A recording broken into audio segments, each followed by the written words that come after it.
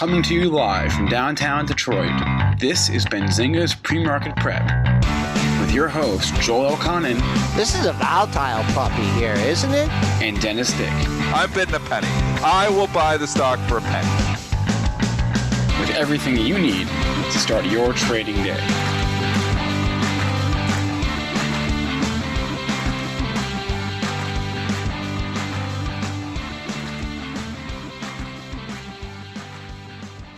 Good morning, everybody. Welcome to this Friday edition of Benzinga's Pre-Market Prep. Spencer Israel here with Joel Elconin and Dennis Dick. On today's show, we're talking about that tech wreck from yesterday. No clear catalyst, but that's okay. It doesn't really matter what the catalyst is. It just matters what the stocks did, and that's what we'll talk about and what to do going forward here. U.S.-China tensions probably not helping things overnight. I've got a couple earnings on the radar. What's bad for Intel is good for AMD. Verizon this morning as well. We'll take your questions from our chat. And Jason Raznick, who is our founder and CEO, will join the show at 8:40 or so and talk some stocks with us as we wrap up the week. Want to remind you folks, hit that like button and subscribe to our channel. We appreciate that. And now, Joel, what is happening here overnight? I'm hoping it's not too bad. No, not too bad. Good morning, Spencer. Good morning, everyone. We are down 13 and a half handles. Had a little bit rally overnight getting towards that 8 p.m. open. 32.39. That's 25 handles away. I think that's safe. On the downside, we got the 31 at 99 and a quarter. Nice rebound back over 32.20. Now just kind of sinking. We'll see if those lows, major support, the support of your lifetime at 31.90. We'll talk about that when Triple D comes on here in a few minutes. Crude in the red, still above $40 here. In the green now, up 15 cents at 41.22. We have gold in the green by $1.10, trying to clear that $1,900 hurdle. Will today be the day? We will see. And silver, the wild child, that is down now 1%, 22 cents. It's down 22.77. Bitcoin, that's down $85 at 95.65. Let's bring in Triple D here. And real quick, Spencer and you, I got a trivia question for you guys. Trivia Friday starting early. It's too early. It's 8:04 in the morning, Joel. I don't know if I can handle any trivia. I suck at it all the time. I'm going to make that an excuse. Well, this is just a real quick one, and I'm going to make it kind of complicated. And I don't know who's going to get it right. I'm kind of leaning towards Dennis because he's older. I never get any right. But I'm kind of leaning towards Spencer because he's just more worldly, more cultured than you are. Okay. I wrote an article yesterday about Tesla. All right. And in the article, one of the subheaders was a reference I used to a song. Okay. I want you to tell me, don't look at the article, Spencer. I want you to tell me, chat, don't help, who wrote this song. Are you ready? Holy, this is a hard question. First of all, I don't know what reference you're referring to, so I don't know the name of the song. I will tell you. Now I have to know the artist. I will tell you. Unknown song. Me neither. It's okay, Dennis. Okay, here you go. The name of the song is "The Times They Are A-Changin'." That's Bob Dylan. I know the song. I knew Spencer would get it. Did you already say it? It's Bob Dylan. That's Bob Dylan. Yeah. Okay. That's okay. So now we know who. Yeah. Well, you just said you were leaning towards Dennis. I was like, you're crazy. Don't put your money on me on trivia. Go bet against on trivia. Bet against Dennis. Short Dennis. Yeah, short Dennis on a lot of things. Stock trading he's pretty good at, but I don't know. Well, Dennis, trivia definitely not. I guess you guys want to talk about Tesla. Well, Tesla and tech as a whole. Well, tech. I think the tech wreck is a story led by Tesla. So it was a catalyst yesterday. I mean, we were looking. You're looking for a catalyst. Why is the market selling off? Don't look any further than the Tesla numbers, because Tesla said everything that the market wanted to hear, and they killed it. This is crowded trades 101. We actually mentioned crowded trades. Everybody wants to be in this. Oh, it's going to go into the index. I've got to own it now. They made the 50 cents. They made fourth quarter. It's going to go into the S&P. Sure, it's probably going to go into the S&P. But the trade was very crowded. I thought it could actually fall on the S&P announcement. It's so crowded. I didn't anticipate it falling 250 points ahead of the announcement. So at a certain point, obviously, if it continues to go down, then you will see it actually pop on the announcement. But it's crowded. I mean, everybody that's wanted to be in this is in it. So it needs to do some work. You can't use valuation metrics on Tesla. You can't use valuation metrics on almost anything in this market. So you can't look at it that way. You just got to look that the story has been hot. Crowded.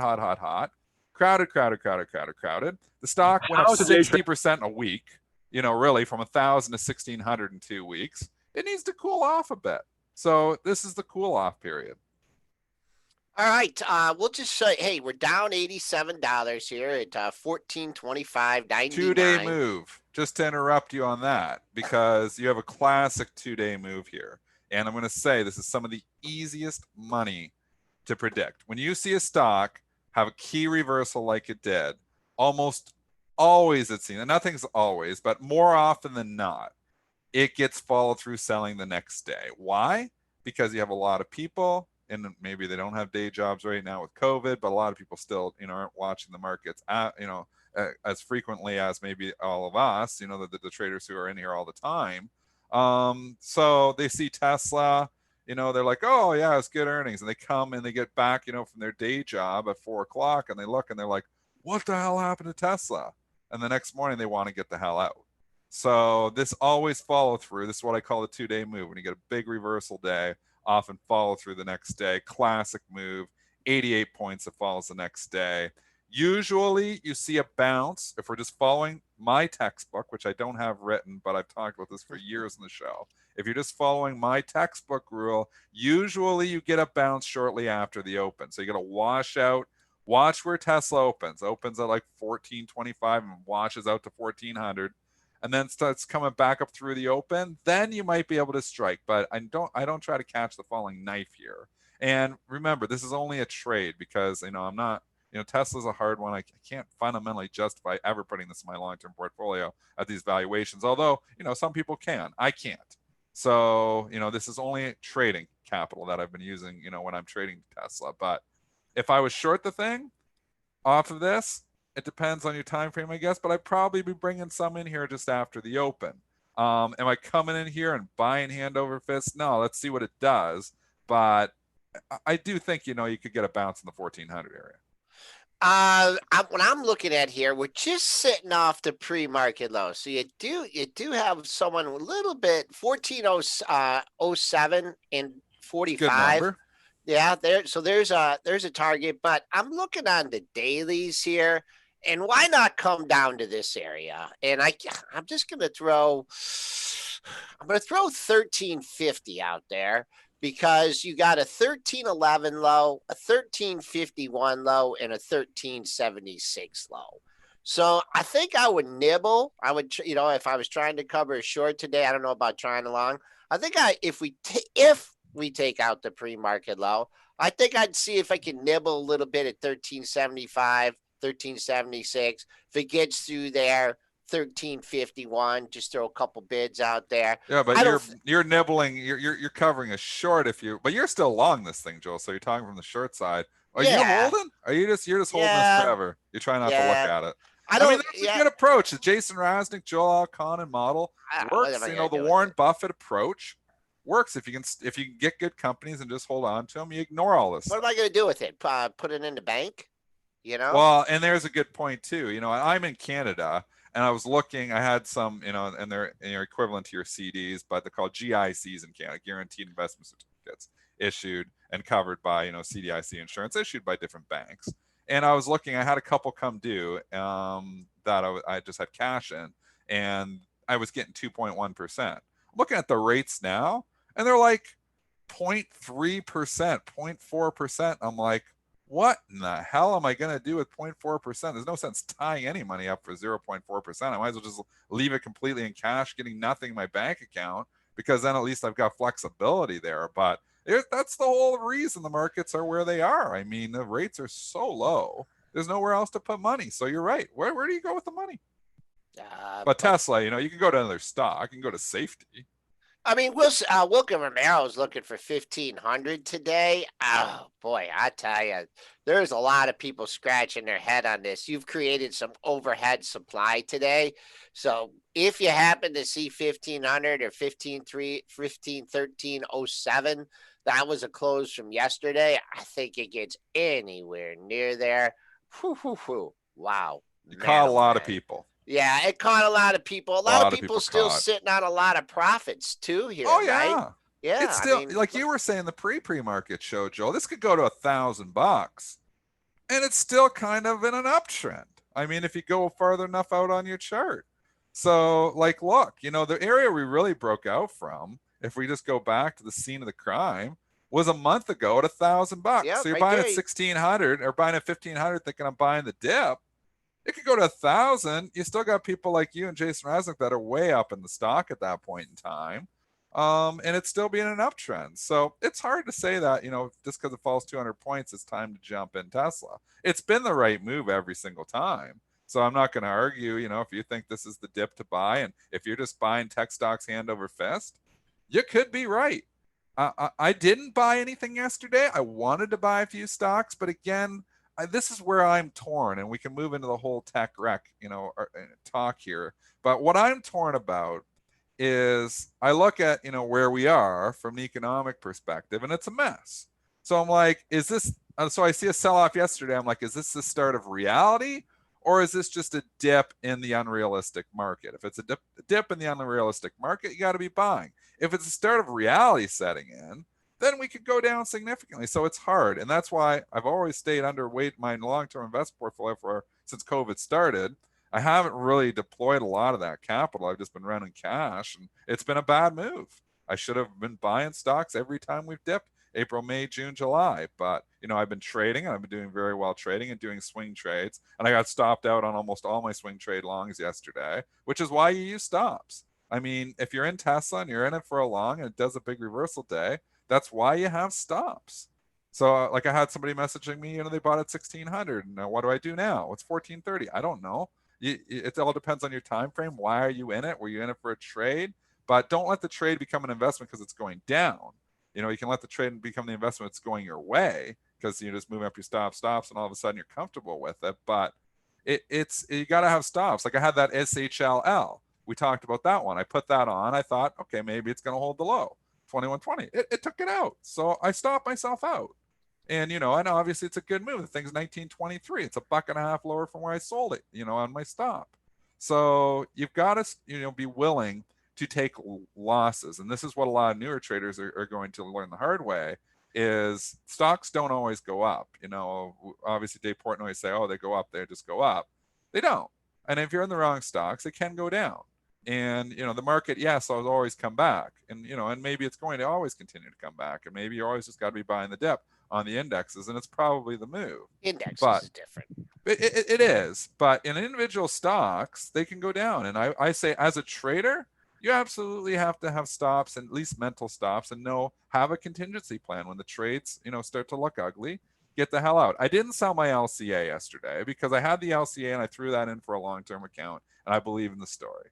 Part of me wanted to sell. I wanted to sell my space yesterday too, but I was like, it's a story stock. It's still going. I'm trying to hold on to that. But the stocks I got out of yesterday were all swing longs. So I got stopped out on SHLL. I sold my Procter and Gamble. I wasn't stopped out on it, but it's just had a pretty good move. And it's back up here in the valuation, and I don't want to get into a situation where they start selling everything. So I sold my PG yesterday just because it's been straight up since I bought it. So I locked in that gain. I sold my Comcast. I had that on Peacock. It's up here this morning, so maybe it's going to continue to run. But so I locked in a few gains, and I got stopped out on a few swing longs. So I'd just say one thing about this LCA, and I know you guys are doing the whole, what is it, SPIC, the thing that everyone's getting into now. Yeah. As far as it goes, like with the casinos and like this online gaming, yeah, I know baseball started and everything, but like, is everyone going to be a winner? Is the Golden Nugget going to be a winner? If DraftKings going to be a winner? Is Penn Gaming going to be a winner? Are they all going to be winners? I don't know that. I mean, Penn doesn't even have their their platform out yet, right? Everyone's waiting on that. Penn Then you has a lot have of physical casino operations too, Joe. Like the I don't bulk know. of Penn Gaming, if you look at Penn Gaming, is physical casinos. That's something I'm not that interested in investing No, in. no, So but like the physical casinos. but they do have racetracks. So They've got the other stuff too, but they've got, I think if you break down, and I don't have, I think if you break it down though, Penn Gaming has a lot of businesses there, but I think a bulk of it's still coming from like, there's 43 casinos, I believe, operating like physical casinos. That's a casino play. Really, when it's a casino play with lottery ticket. Yes, it has Barstool Sports. Yes, it's got the online gaming aspect of it, and obviously we're looking at from sports perspective, but there's also a lot of other stuff in there that I don't know if I want to own that bad. So that's why it's not a pure play. DraftKings is more a pure play, but the valuation's scary. LCA, I believe, is more of a pure play, and the valuation isn't scary, and that's why we're talking it's going to become that makes gold nugget. sense. That's the only reason. I think my downside's like $10. I think my upside's significant. So I've got it on. I'm actually I'm about flattening it again. I was up significantly. Obviously ran to 15 3 days ago, and it's back down to where I bought it. So on this dip, if I didn't own LCA, I'd probably be buying it. Might come down to $12 today. Give you a third shot down there. And maybe it's not going to be. You can't throw and never go all in on any stock. So you still stay diversified. My long-term portfolio I still have, even though I had like 100 stocks at one time, but I sold them all before COVID. I still probably got 50 stocks in there. So I'm very diversified. Like an LCA, I probably have like 1 or 2% of my net worth, 1%. So if LCA goes to zero, well, I lose 1% of my net worth. I can stomach that. But I never, the only stocks that I have that a significant amount in is I have a long position in the Qs that I'm very significant in because it's grown so much. And like I said, MasterCard, because it's grown so much, and I've sold some of that. So just stay diversified and you're always okay to a certain extent, as long as you're not on margin. All right. So I have a question about just how to approach today broadly. Every dip so far for the past 4 months has been a dip to be bought. Yes. What do you do today now? Because it's easy to say that in hindsight, but it doesn't look good. It's hard to come in today, and when everything is down. Always is. And buy. So how do you approach today? I think the trend broke. I look at Apple, and it's tough because we were having dips and we were having little mini dips. Apple wasn't just a dip. Apple was like a significant sell-off yesterday. Look at this trend. Take your Jeff Mackey purple crayon and draw it. It broke trend yesterday, so that's concerning. So now I think rallies to be sold. Are we going to have this? Is the market going to roll over? I don't know. We saw a little bit of rotation yesterday, so some of the value names started to show life. I mean, if we go into a full reopening, where we're getting past the virus and stuff starts to reopen, you could see money come out of tech because this has been the hiding spot for COVID. So you could see the money rotate into some of these other stocks. And I'm not sure that's the case, but you look at IWM, which is a very good indicator for reopening stocks. A lot of smaller companies that are being impacted directly, and it didn't really sell off. Dennis, look on the chart. Look on the right chart, top right. The charts aren't up. Oh, you took the chart off me. Okay. I didn't do anything. I swear. Are you sitting down, Dennis? Okay, I'm sitting down.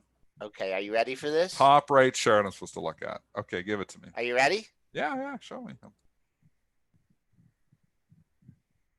You got the purple crayon. Yeah, you can start drawing trend lines. Joel's drawing trend lines. Look at Joel Elconin with the Jeff Mackey purple crayon. Holy, we give Jeff Mackey a lot of advertising.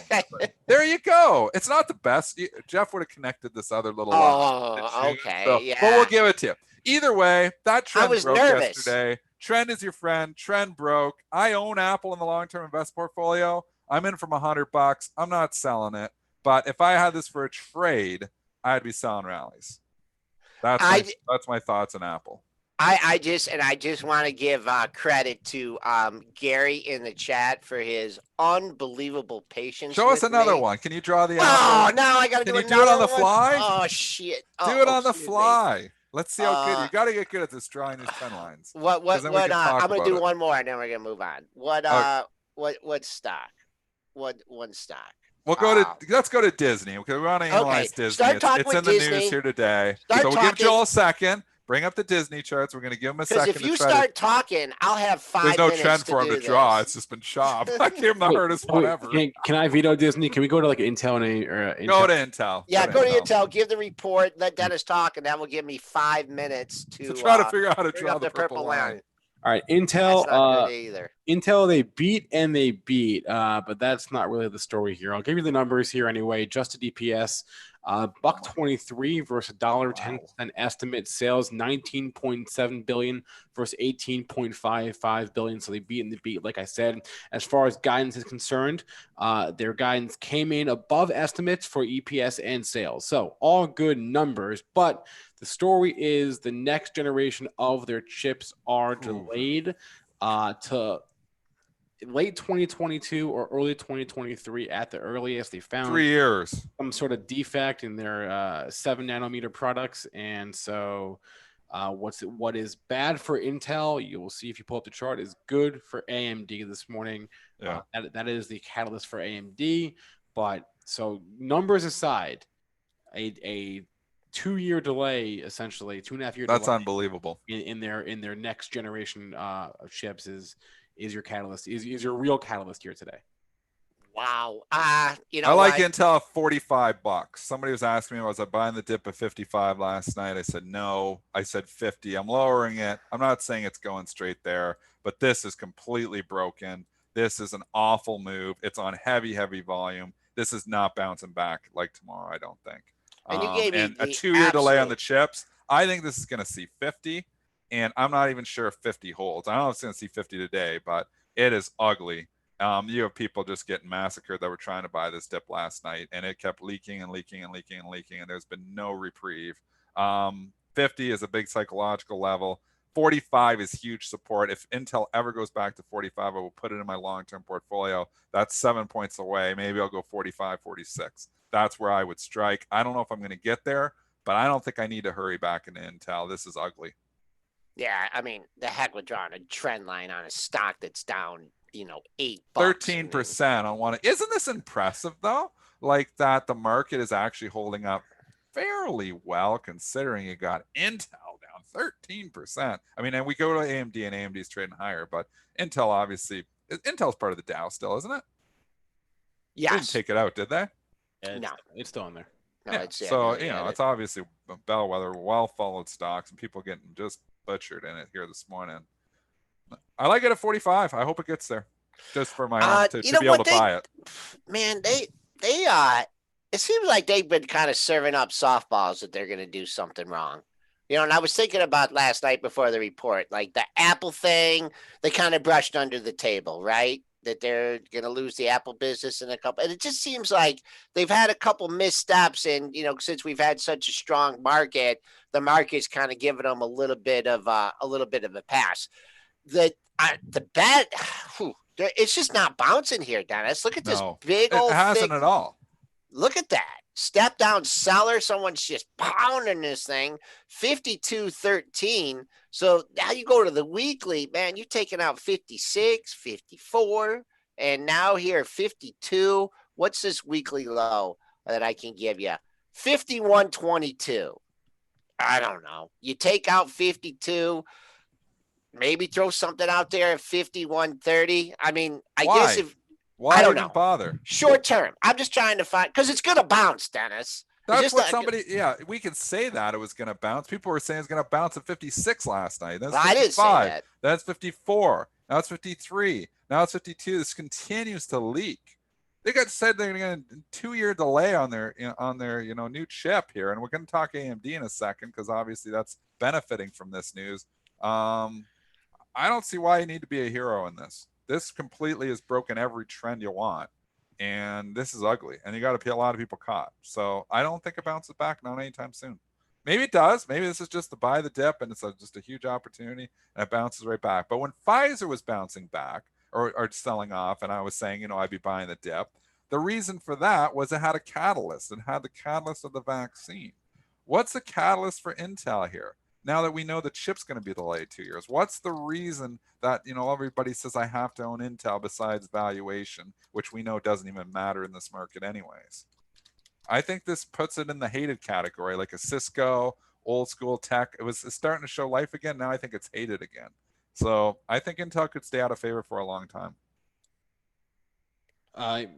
This isn't really relevant, but it's anecdotal. So I'm working on this new computer I got today or yesterday, I guess, first day on this new computer, and I've got myself an AMD, brand new AMD chips. I went from Intel to AMD, and Why did you do the switch? I didn't do anything. No. This computer was built by somebody at Benzinga for me for purposes of running the show. So here, I don't know if you can see. I'll pull up a picture. I don't know if you can. It may be hard to see, but that's my computer right now. Oh, there we go. Looks pretty cool. There, it's multicolored. It spins. It's great. Anyway, so anecdotal evidence: AMD rocks, and they're rocking here this morning. Yeah, they're rocking because the delay in the Intel chip means, okay, well, we're all going to be buying AMD chips here. So AMD is up 6%. One thing to consider if you're coming here and scrambling and buying AMD with the other 1.4 million shares that have bought it this morning, is we have turned on tech. So it's giving you a counter rally in an overall trend that has turned. Now, that being said, you are trying to take out the highs. And I would say as long as you're above 62, you're new highs. So I never like being short stocks making new highs. I'd say if it comes back down and gets below 62, I would be concerned. So it's not, I don't short stocks making new highs. So I'm not saying come out here and short the stock, but if I was long in this thing, it'd be hard not to, take advantage of the pop here. Yeah, where are we at? Well, we're 63.30 up 373. You were higher. I mean, if you want a target on this one, maybe go to 64.77. We've backed a $1.40, $1.50 off that. Way I kind of look at those things is, there's some people long. I know a lot of people sold above this area, but I just think you might have a little rougher sledding going back up. I even think 64. Plus, it's a thick stock. Oh, wow, they are on the NASDAQ now, so you can't really look at a book. But, people that thought, oh, I missed the 62 high yesterday. They got the orders at 62 today. There's been enough stock traded for that not to make a difference. But I agree with you on that one, Triple D. That high from yesterday, 62.33. One hell of a move from it for AMD. So jump over Disney. I wanted to go to, and we'll move away from the tech rec for a bit. We can come back, get some tickers at the end. Disney's down $2.50 here this morning. They're going to delay Mulan. They're going to delay multiple other movies as well. I mean, again, this is ground zero. All of their businesses are affected, none more than Disney. I love the brand. I love the company. They're so impacted by COVID that I can't bring myself to be long the stock.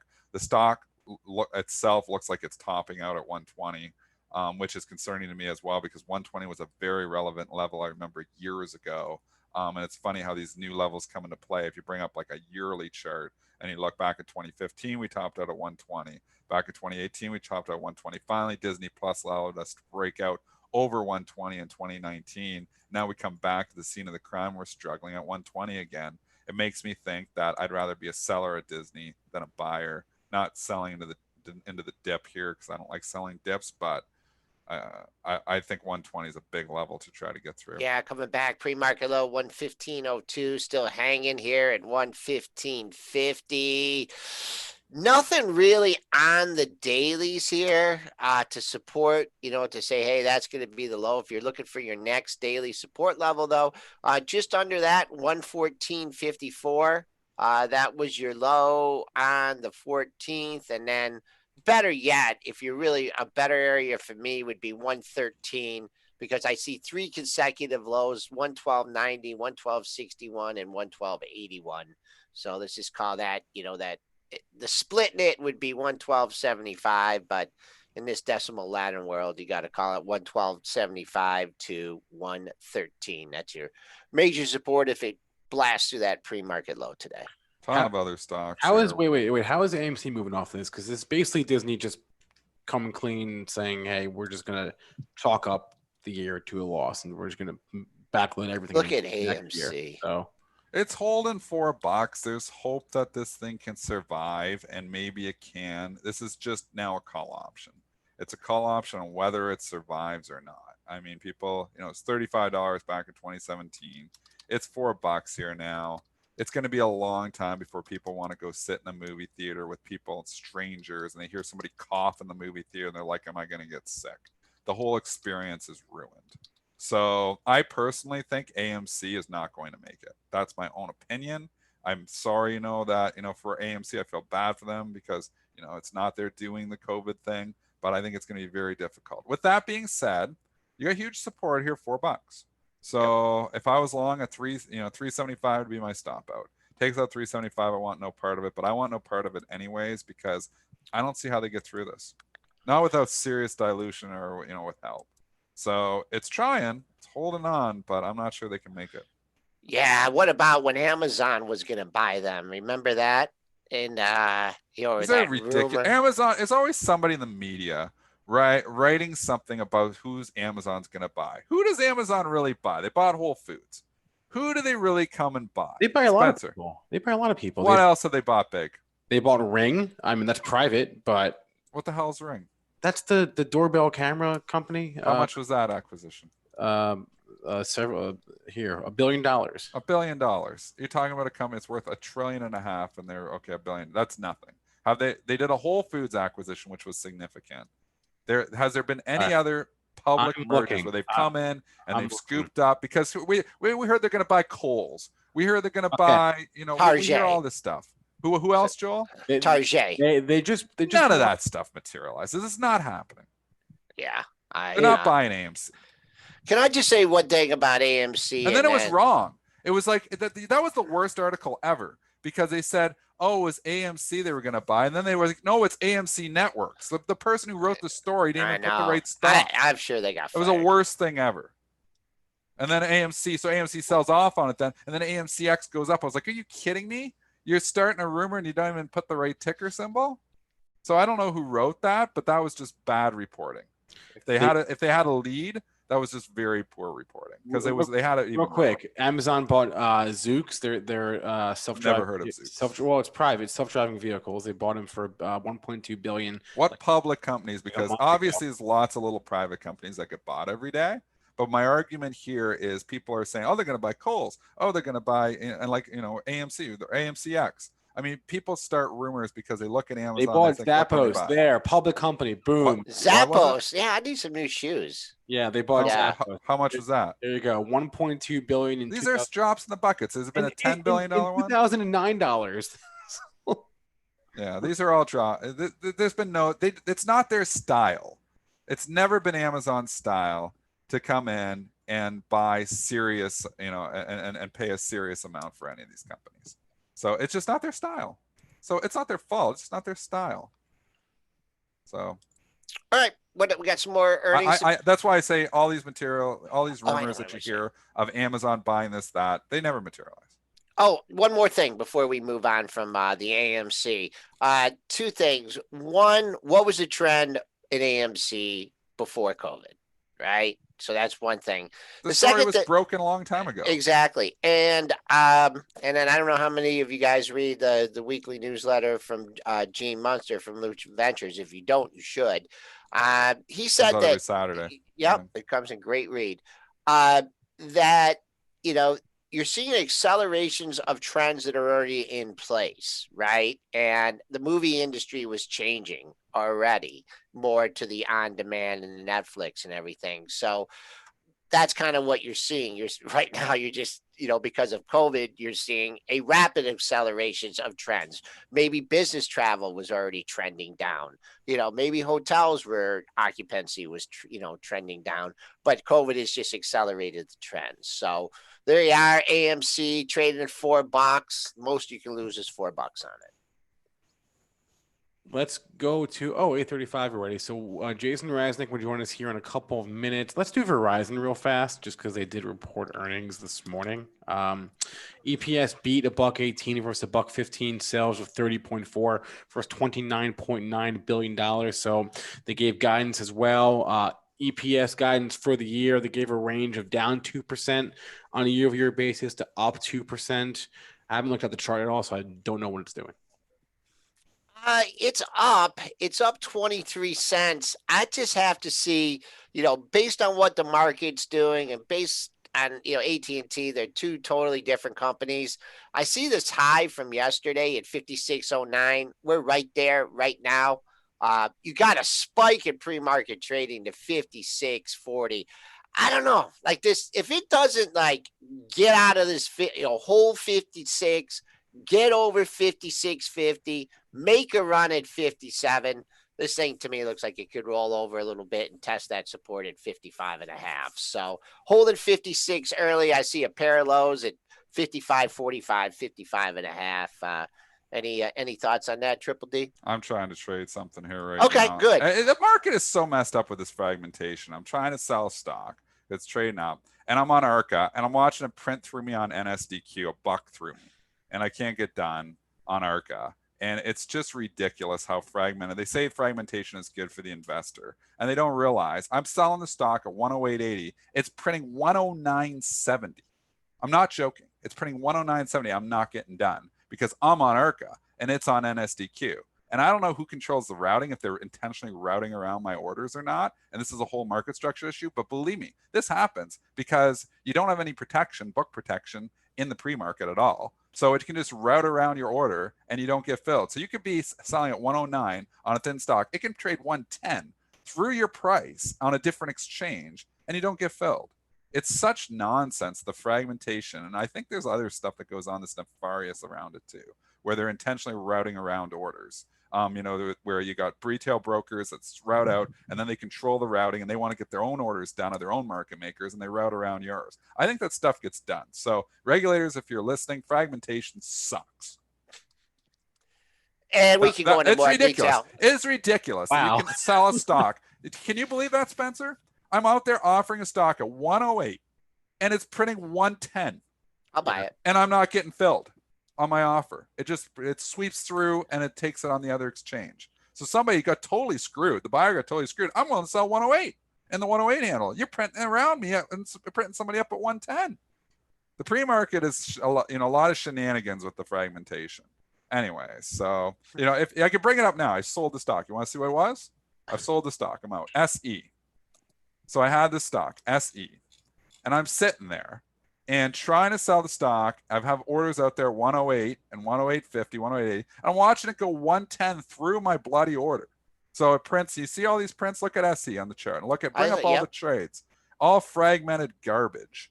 And this, obviously somebody that wanted in, somebody's routing the order through. And I was like, well, I'll sell it to him because I was long it from last night and I'll sell it to him.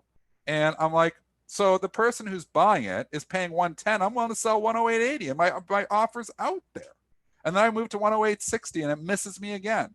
And, I'm on NSDQ and it prints on ARCA. Then I move to ARCA and then it prints on NSDQ. So, and everybody else, and obviously, a lot of retail traders don't control routing, might not notice this type of stuff, but you see it happen where they're trading through your price and you don't get filled. It's BS. And everybody says, oh, fragmentation. We need, we need more exchanges. We need more things. It's garbage. You know why the CME and the futures are so bloody efficient? Because it's all traded on one exchange. Fragmentation. And maybe we can write this up. But the fragmentation in the market is just gotten to a ridiculous level. And what I mean by that is you have every stock trading on 13 bloody exchanges. You've got, you've got all these other stocks trading on dark pools. You've got 40 different dark pools. You have off-exchange market makers that are trading and controlling all the retail flow, capturing all that, doing 25, 30%, taking it, away from the public markets where they're just printing and matching the best price, or sometimes taking it through it. Odd lots, I'll be on an odd lot of 99 shares, something print $3 through my price because odd lots aren't protected either. The fragmentation in this market is just out of hand. It's been out of hand for years. And it just rubbed me the wrong way and pissed me off right there because I'm sitting there and I'm like, are you kidding me? 3 times print through my price? What about the poor buyer? Who's paying 109.5 or 110 when I'm willing to sell at 108? Who's screwing? And they'll say, oh, we gave them price improvement over whatever the hell else. It's all nonsense. I'm not going to disagree with you on that one. The other thing is, I've talked about this stuff. I've met with regulators 3 times about this stuff in obviously, in Washington at the SEC. I've written papers about this stuff. I don't write anything anymore. I'm too busy with my kids, but you can go back 2010, 2011. I was with the CFA Institute talking about all this kind of crap from 2010 to 2016. CFA Institute is great. They were trying, advocating for obviously, for fairer markets more than anything. CFA Institute obviously does all that stuff. They do really good stuff with that. But I mean, nothing's changed, and the fragmentation is getting worse. And you got, and why do you think you get free trades, at all these platforms? So they can control your routing. So they can control your routing and route your prices around and screw the limit orders that are out there. And then they'll say, oh, we gave you price improvement on this. There's no such thing as a free lunch. You're getting free trading. You're getting screwed in the spread. You're getting screwed, you're getting screwed in multiple places, and the stats will show, but you don't consider the opportunity cost of your missed executions. Like if I wouldn't have got filled, and here I could have got 110 if they're doing me right, but I get 108.80 or whatever, 108.50. It's just nonsense. And the game's rigged. It's always been rigged. But I mean, when you've got a price out there at 108.80 and it's printing 110 through your price, something's functionally wrong with the markets. All right, Dennis, tell us how you really feel about it. Yeah, no, it's. I don't rant on market structure too much, but I'm on a live radio show right now and I'm getting screwed on a fill. I might as well rant on it because this is something that needs serious fixing. The fragmentation of the markets has screwed up the equity markets. Let's move on. All right. On that note, I'm going to bring on our guest now. Jason Raznick is the founder and CEO of Benzinga. He'll be joining us here in a couple of moments. I didn't forget about the chat. I know there are some tickers and there are some questions that I want to get to, but we'll try to get to them. But Jason and the guest. Jason, good morning. She has a new shirt she's modeling for the Benzinga Superstore. See what it says? What's this? A Benzinga Babe. Benzinga Babe. Okay. That's cool. Oh, my God. She's big now. Oh. These kids grow. You feed them and they grow. It's amazing, eh? Stock market. Oh, that was the perfect thing to make me in a better mood, Jason. I'm in a wound up mood. He must have known that I was wound up, and he said, today. He said the stock What'd she market's say? going to go up today. What did she say? She said the stock market's going up today. That's what she said. It always goes up, doesn't it? I thought stocks would go up. Say Daddy loves Tesla. What stock are you buying, honey? Dennis, let her talk for 1 second. Okay, go ahead. Dad loves Tesla. You heard what she said? Dad loves Tesla.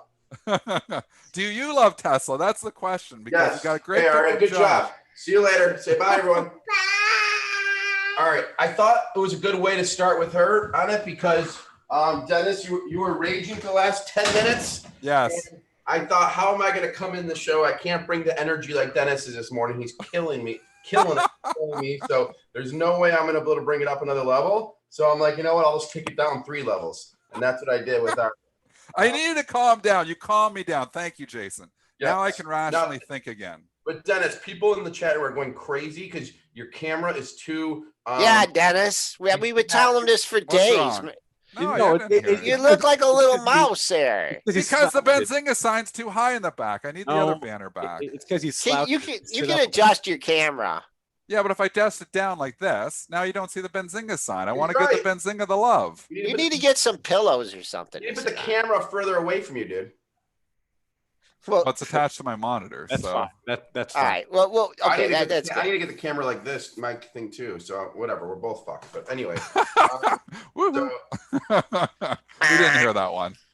no, I said it. I'm not scared of Joel anymore. He can boss me around all day.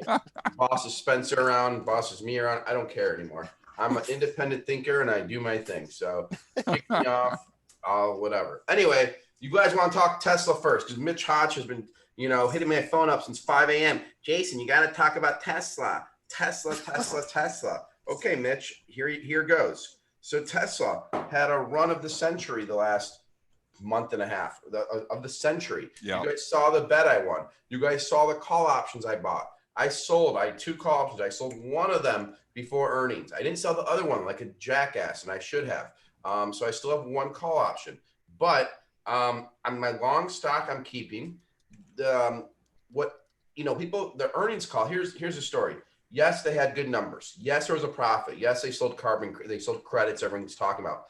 Elon didn't say the thing that I thought could potentially rock the stock. And that's why I didn't sell my other call. The Model Y is the greatest car I've ever been in, ever seen, ever driven. You're literally going to see the Model Ys over the next 6 months to a year take over the roads. It is so good. It's not even like a car. It's something that's so far in advance. And he didn't go to that. He didn't say that this is going to have double the amount of sales we projected, which I think it's going to.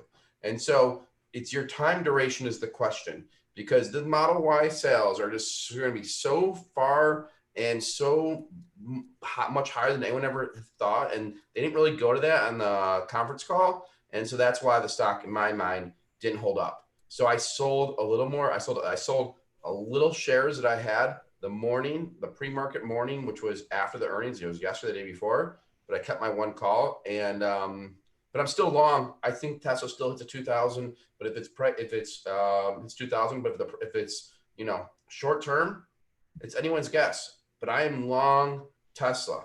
I believe in the story. I believe that it has further to go, and I won't bet against Tesla. But it had a run of the century. Yeah, it did. Had a run of the century, and to go from 1,000 to this price, Dennis. I mean, I don't know, man. In 2 weeks.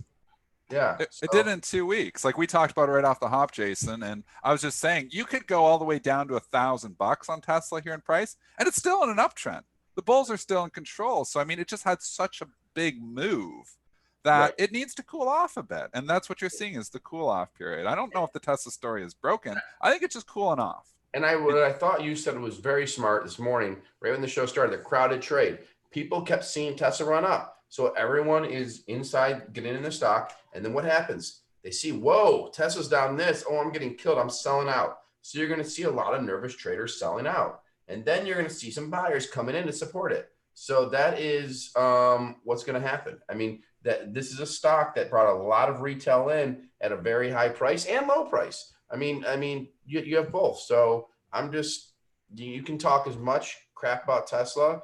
I'm, again, a believer. I'm not a believer in all these SPACs, though. I'm not a believer in all these EV SPACs. I'm not a believer in the NIOs.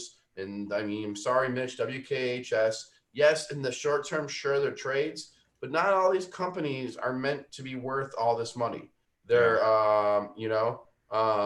they're just not, they're really, so that's my opinion.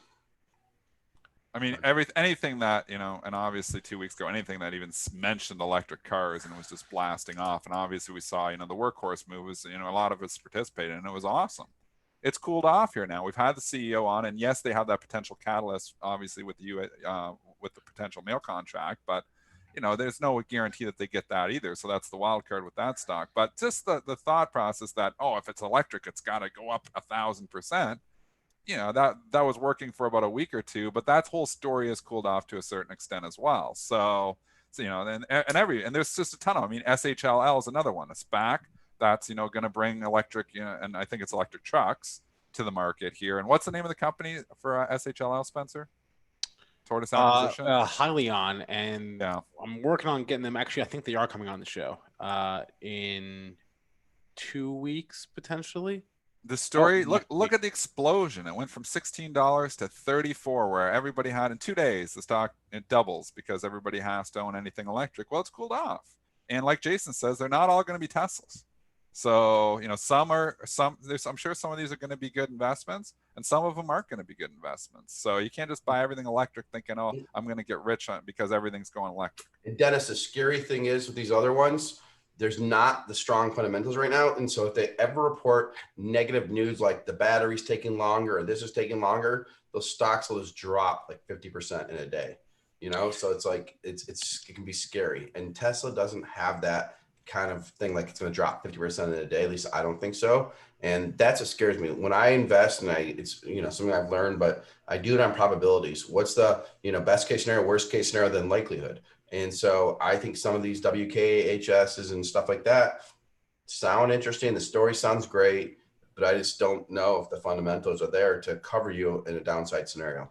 I mean, We're Solo, on the line. What about Solo? Just before we switch the topic, Yeah, I want to Solo, switch something real quick. we had the CEO on yesterday. He told a great story, and I was like, I'll nibble into a little bit of that. And I actually nibbled out of a little bit of it yesterday too, because I thought the whole electric car story turned yesterday, just in the day. So I got in and kind of got out. I have a little bit. I kept a little bit of it. I said I'd lean on that 3, but I mean, it looks really cool. The cars look cool. They tell a good story.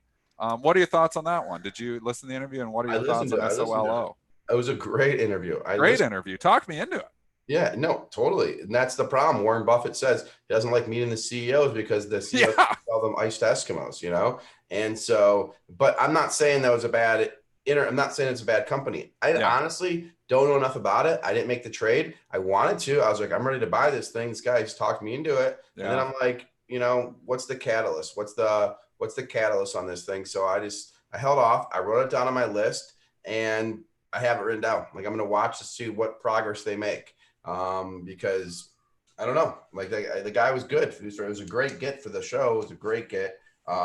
Thanks to Zoltan and all those guys doing it. So, but it was, I don't know. I'm not in it yet. I'm not in it. I didn't run to the register. I didn't run. I stopped myself out under 3 is what I said to myself when I bought it. I went 350 on it, and I was like, and everything, it was looking good. It went up to 380, and then the whole market turned. So now I think I probably get stopped out of it today. I could. So yeah, but Dennis, the thing with that one is we got to bring the guy on in 3 months or 2 months and do a little follow up. What's the progress? That's important to do. Yeah. That is. We're on the line with Jason Raznick. He's the founder and CEO of Benzinga. He's been joining us for the last couple of weeks, last couple of months here every Friday. But I've been thinking about something that you mentioned a while ago, and I know you and Luke participated in this, and I just wanted to see how the relative performance was. Remember when oil was around $20, and you were very convinced, and I think Luke, you guys talked about it. Oil's going to rebound, right? We emptied our pool out and put oil in our pool. Exactly. Okay, so you bought the USO, right? Yes. Okay, and then it did a reverse split. Right? Yes, after you had it? Yes, but I'm not in it anymore, dude. Oh, you're not in it anymore? He traded it. I think he said that a couple months ago. Because I just want to, if you could show what the USO has done, even since the reverse split, and then what oil has done is something that we talked about if you're going to be a long-term investor. I agree. Yeah. So because it was a good call, and whereas, and I don't know if you could have taken the heat in the futures markets or whatever, but, if you look at this USO chart here on the weekly, it's moved up off the low, but on a percentage basis compared to the oil. But if you're already out of it, it's no good. But I just, I was thinking about that, and, it's you and the USO. Joel, no, it's a right on thing on the USO. If you think about it this way, I got out of that because there was so much, people talking about how it's not a great way to follow the markets. I didn't get out of it because of the trade, but it goes along with my Delta trade. My Delta, I guess I'm saying trade, but really it's an investment or whatever. I bought Delta call options that are due in 2021 because I think people are going to travel again. I really do. I think people are going to travel again. So right now, I bought them. The stock went down like 30% after I bought them. Now it's down, 40% down. Now it's down 10%, or 15%. But I think a year from now, Delta is going to be up. So it's like the USO trade or USO investment. Same thing. You buy it and you don't look at it. I put it in my long-term account and don't look at it for 6 months to a year. That's what you need to do. The only reason, Joel, I'm out of that USO is because I was freaking looking at it and people kept talking about it on TV that it's the wrong thing to trade. But when everyone's hating something so much, you buy it. That's what I do. I try to do the opposite. So if we want to go to some of these other trades that I did on the show, and I was going crazy about Whirlpool a couple weeks ago, but I was also talking about BGFV. That's a good one. Let's show up Big Five Sporting Goods. So that's like a Dick's competitor. Why not D and Jets options? I don't know. They're not around here, are they? I don't think so, Joel. I haven't seen them around here. So I came on the show and I brought this. This is so I bought it here. I remember the segment. I bought it like 160 or something. They're only out west, FYI. Thank you. So I bought it at 160. I sold at 360. 353 between 3 and 360. I did 3 buys and 3 sells. I'm out now. I'm out now, and I'm not happy. I'm out. I'm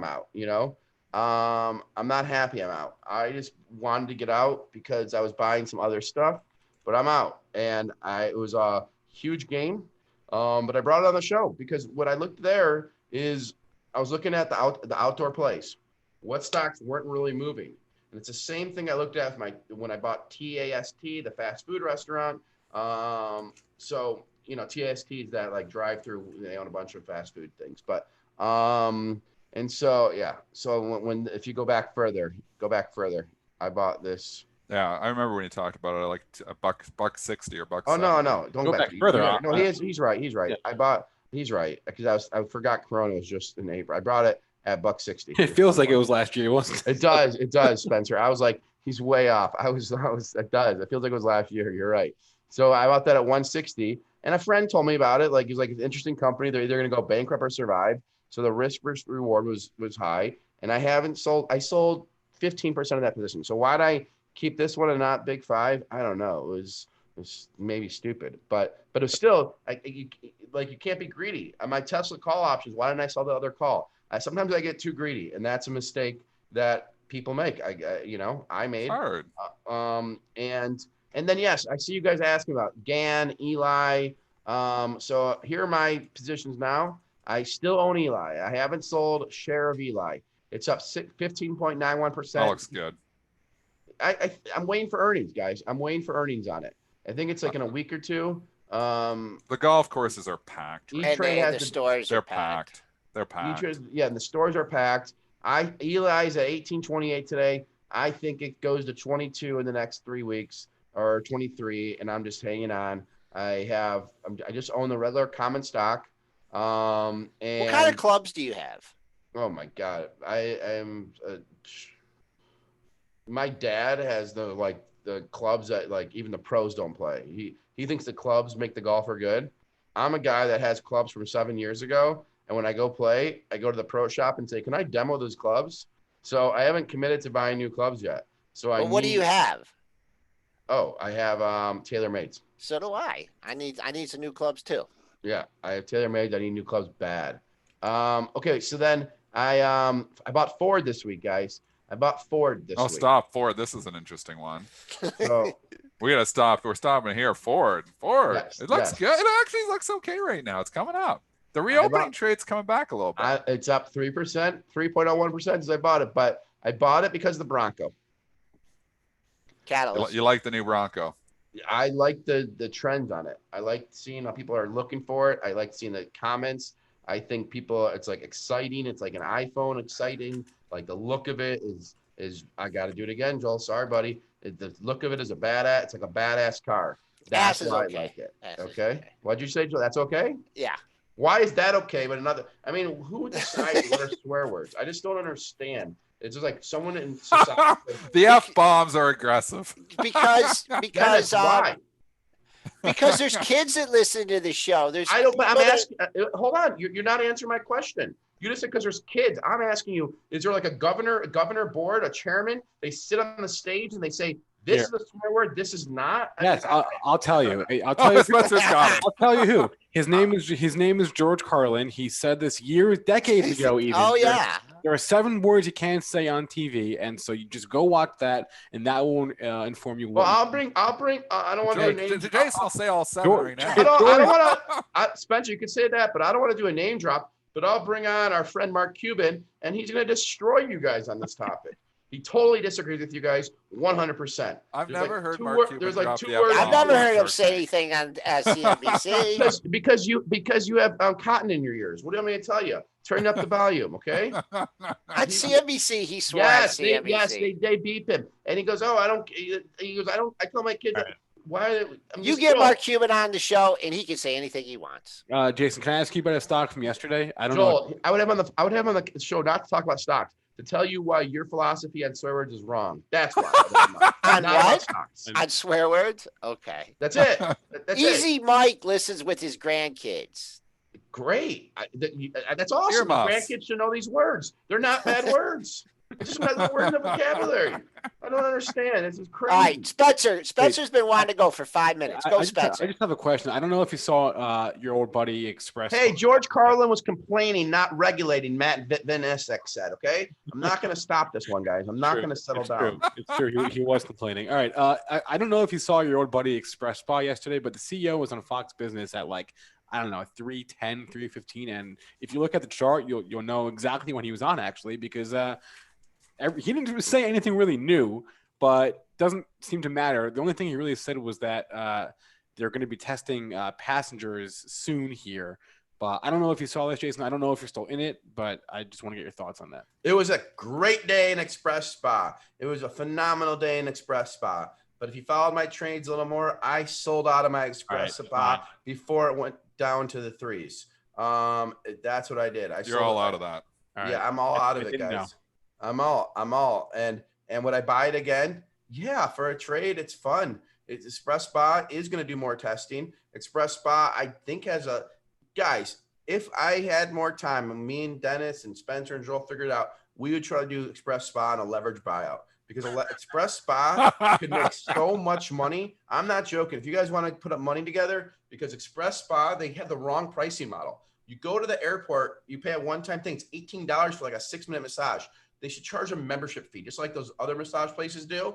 And then you use it. Sometimes you don't. They could get such SaaS revenue, recurring revenue. Their multiple can go up. The stock should be at $30. I want to bring the CEO on this show, and I'm going to ask him why he doesn't have a recurring revenue system. So Zoltan, bring him on. I want to interview him because I want to ask that, because Express Spa, I think, should be up 4x if they change their pricing model. They'd make so much money, but they haven't. So I'm out of it, Spencer, but I have it on my watch list because I may take a bite of it again.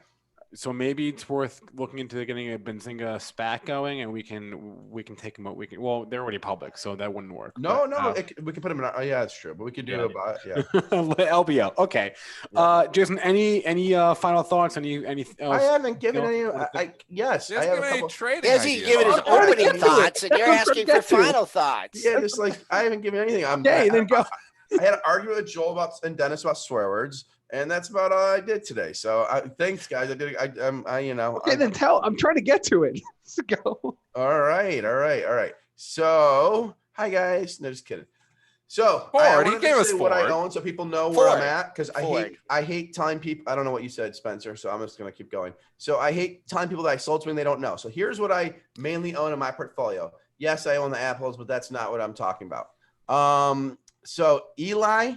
DOOO, that's the 3 O's. That's another outdoor space. We're up 39% since we bought that on the show. Flare Systems, FLIR. That's Corona testing for buildings, basically, and a lot of other stuff. FLIR. That is up 5.3% since show. GAN, which I've seen a lot of you guys talk about on the show here today. Yeah. So GAN up 40.91% since the show. It is my 4th biggest position. I still own it. I sold 12% of the position in the last 2 weeks, but I'm still in it. I think this one continues to run. Actually, Mitch, mark it down. Let's bring the GAN CEO on in a week or so. I think that would be a good one. If we can't get him on, let's have him on the afternoon. But GAN would be a good one. So I'm long that. I always pronounce this one wrong. You guys make fun of me, but I'll try to do it right.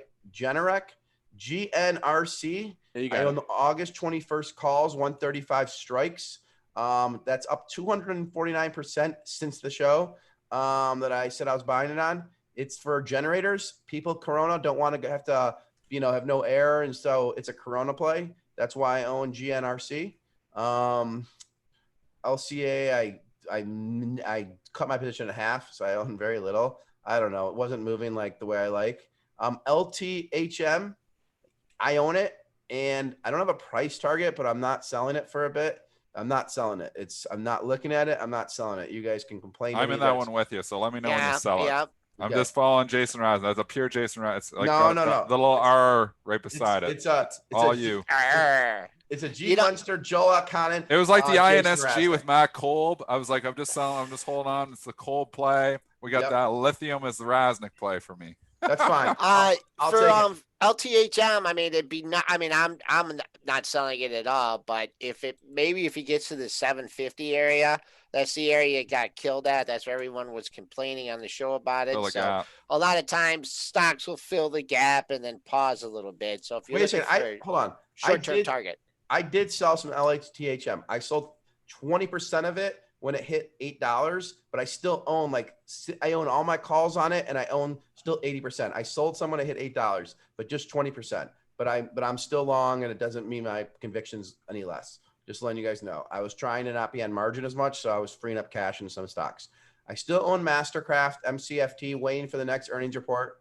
I want to get to the exciting one. Peloton, of course, I still own. Not gonna mess around with that one. If it ain't broke, don't fix it. But then you say it with Tesla, and you see what happens this past 2 days. The one I gave you guys in the show that I was a little nervous because it's like a small stock, TRSSF. TRSSF is up 25%, and it stayed up. I gave it at 235. It's at 286. A pot stock, isn't it? Yeah, it is. It's TerraSen. It's a cannabis stock, but I trust the CEO and the chairman. I know them very well. And I don't have any inside info, but I'm a believer in the chairman and the CEO. I know them very well. TRSSF, I own that. But the one that I want to go to, I'm going to skip the rest. Yes, I own Tesla, I own Twilio, I own VSTO still. The one I want to skip to is WHR, Whirlpool. So I bought that after the show 3 weeks ago, or I think it was. I bought the September 18th, 20 calls, 150 strike price. We are up 252% in 3 weeks on these calls. So it was. What are you gonna do with that one, Jason? I'll tell you exactly what I did. I bought 10 calls. I sold one call yesterday. I'm gonna sell another call today, and I'm gonna set that on the. Can I make a suggestion? Same suggestion that I made? I love your suggestion as long as you don't swear. Go ahead. And when we were talking about this with the Tesla, can you find what expiration are they? They are the September 18th, man.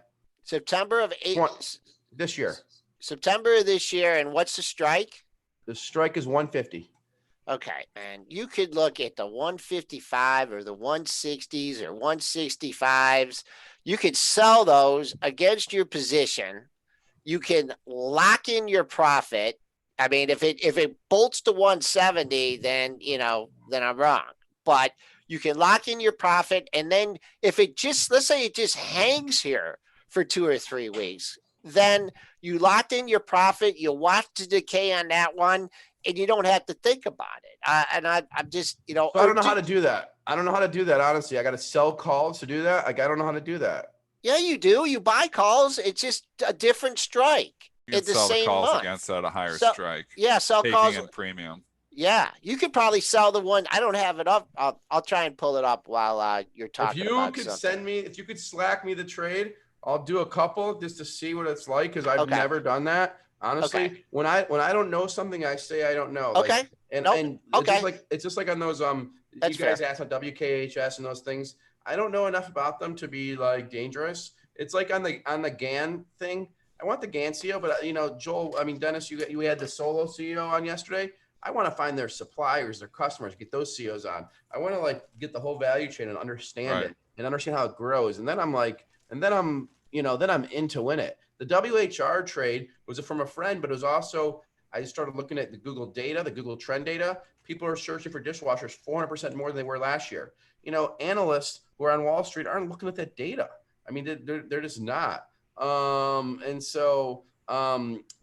use. Where that company's based, Jason? What'd you say, boss? Do you know where that company's based? Which one? Whirlpool? Yeah. Battle Creek or something? Close. Benton Harbor. In Michigan, though, right? Yep. Joel, guys, loves Michigan. I don't know. Do you live in Michigan or something, Joel? No, I moved to Puerto Rico, guys. Lower taxes. I don't even live in Michigan anymore, so I don't even know. So you gotta So this is a virtual background I have right now. And then the last trade, guys. So Whirlpool, you guys should celebrate. Take some profit off or whatever. The last trade I have that I'm still in, and I'm in it pretty hardcore, is Yeti. YETI, to the point that I'm buying some Yeti clothes, t-shirts, swag, whatever, because Yeti is my trade of everyone, going on camping trips and buying Yetis. The brand is there. I bought it at 40 to 43. It's at 46. So it's not a big gainer. It's up 7%, but earnings are coming up, I believe. I don't know what Benzinga Pro says. I will not trust earning dates anywhere else other than Benzinga Pro, because 3 times in the past 3 weeks, I've used other brokerages, including E-Trade, and they had the wrong earnings date. And it messed me up. And so I'm just telling you, Benzinga Pro manually verifies the earnings dates, and it's night and day. And I didn't know this issue. So I trade a lot on the earning news. That's why the Tesla news, I was a little upset that he didn't talk about the Model Y, because I know the demand is insatiable and they didn't talk about it. And that's what I thought would have made the market really rise. And that's why I didn't sell both calls. I was wrong that he didn't say that. It's just, you can't predict what they're going to say. You can never predict it. But Yeti, if I'm not on the show in 2 weeks, and that stock's not at $50, I'm shocked. Literally shocked. All right. Jason Raznick is the founder and CEO of Benzinga. I just wanted to announce real quick, because we've got a lot of irons on the fire in terms of CEOs interviews, but the 2 we have confirmed for next week are Tuesday at 9. We'll be talking to Mark Russell. He's the CEO of Nikola. And the very next day, Wednesday at 9, we'll be talking to Thomas Healy. He's the CEO of Hyliion, ticker is SHLL, for that SPAC when they That's awesome. That's awesome, guys. These guys, you guys keep bringing the feedback. So premarket@benzinga.com or jason@benzinga.com. If anything for me, we're, hiring different things. We have a lot of different new things going on. We're trying things, guys. We're tired of not being number one in the world. And that's what we want to be. So we have really big aspirations to be number one in the world in everything we do. And so we're not going to quit until we are. And to do that, we have to crowdsource and get people all around the world to help us on our mission to change the way finance and investing is done. So keep it up. We love the community. Oh, and then we have August 6th, the Chegg CEO, our man Zoltan, who says he's a better stock picker than me. We're going to have a stock contest, him and I. Zoltan writes me at 12:30 in the morning last night. Jason, we should talk about stocks more and this stuff. So I was like, I love the passion, by the way. So I can't believe you have Nikola CEO on. That's amazing. So that'll be Tuesday. So, and then maybe you can send us a sample. And then after that, I think I'm all electric vehicle out. Honestly, that'll be like the 6th EV.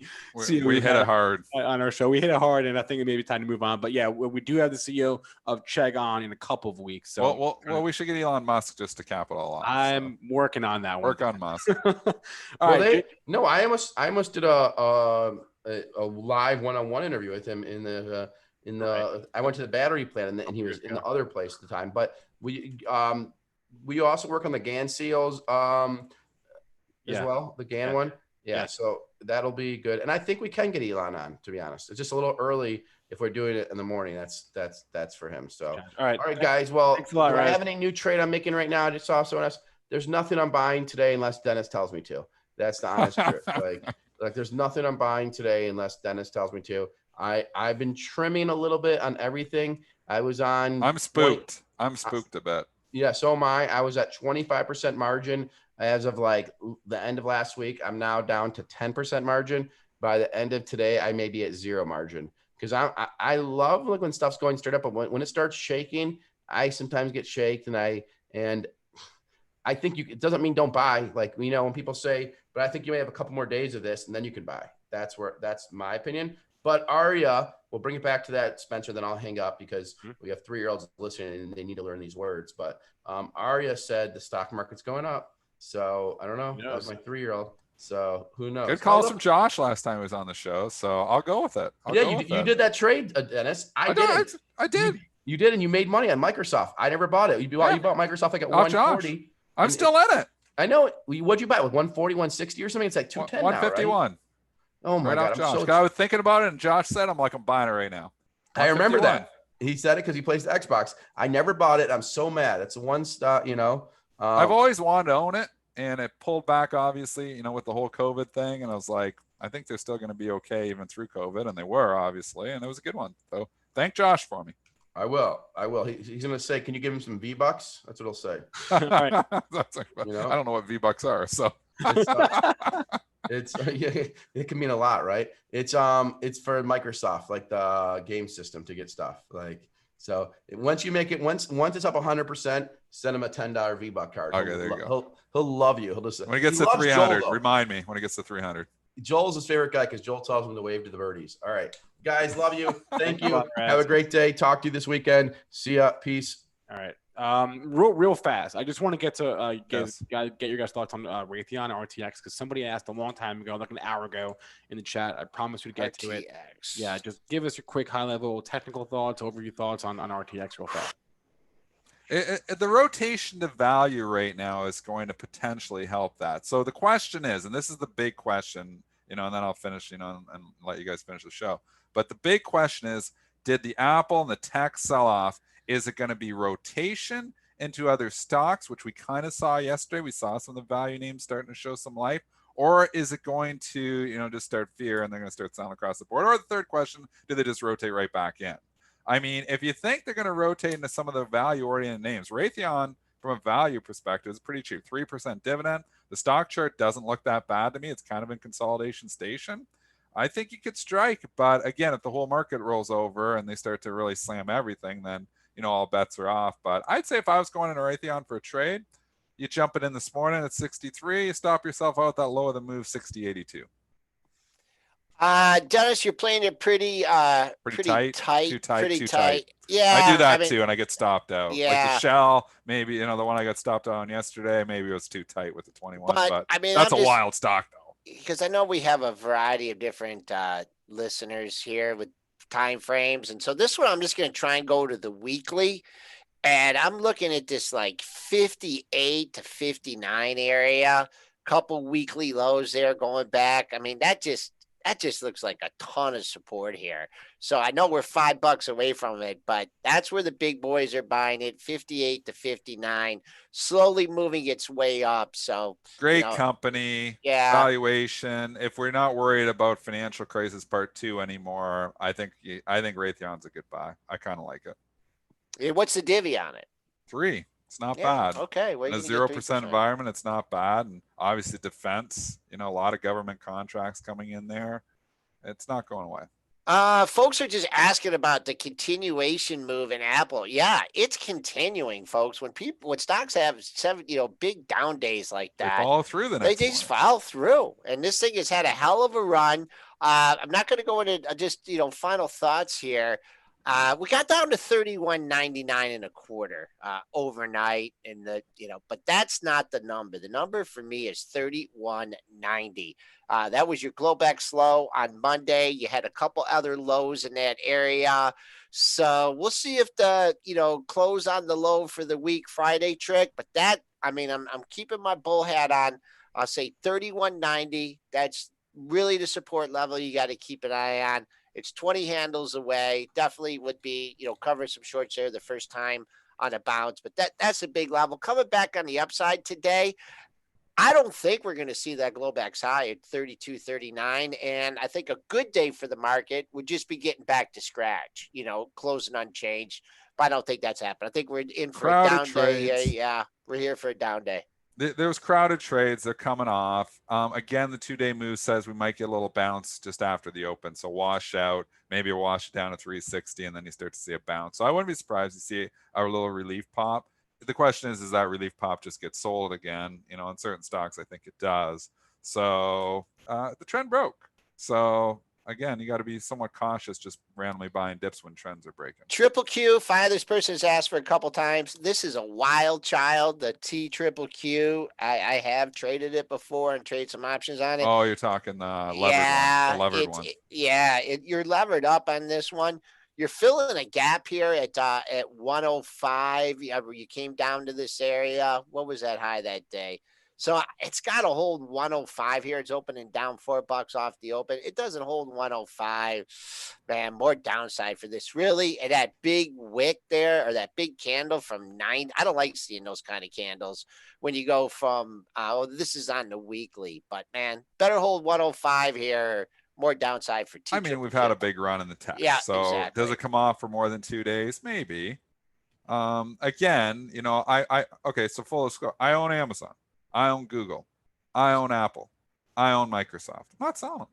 So I don't think they're going away. So yes, the valuations of some of these are stretched for sure. If they were on for trades, I'd probably dump them all.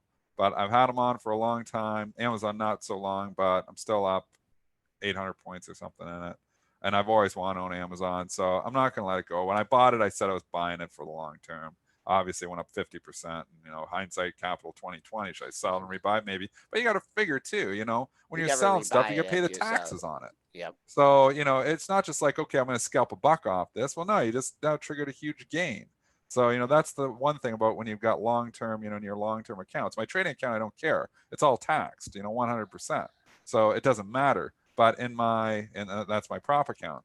But in my investment account, it's not. So I hold stuff longer term. You get the capital gains. You can play it that way. Obviously, there's an exemption. We know if you're American, and obviously most of our listeners are. So you got to consider those implications too. Do you think we're in a pullback, or do you think the story's over? I don't think the story's over in Amazon. I don't think the story's over in Microsoft and Apple.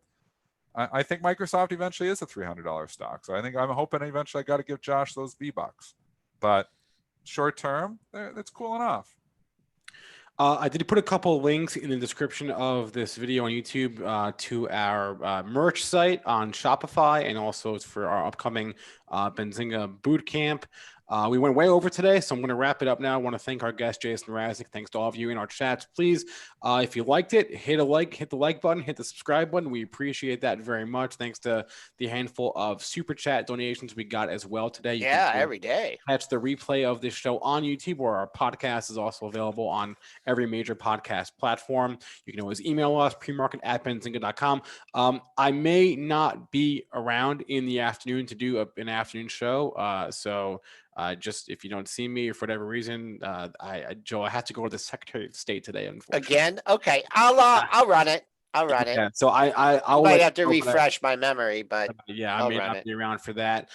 Please remember that all the information from our show is meant to be used as informational purposes, not for investing or trading advice. Everyone have a great rest of your Friday. Have a good weekend if I don't talk to you, and